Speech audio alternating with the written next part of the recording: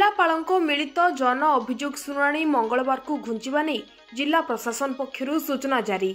गजपति जिला प्रशासन पक्षरु आसंता सोमवार हेबाकु थिबा ग्राम्य मुखी प्रशासन सह संयुक्त जन अभियोग शुणाणी सोमवार परिवर्ते मंगलवार अनुष्ठित हेबा नहीं आज सूचना प्रदान करा जायछि। सोमवार राज्य सरकार सावित्री अमावास्या पई छुट्टी घोषणा करिथिबारु अभियोग शुणाणी जिला प्रशासन मंगलवार को परिवर्तन करिसंती।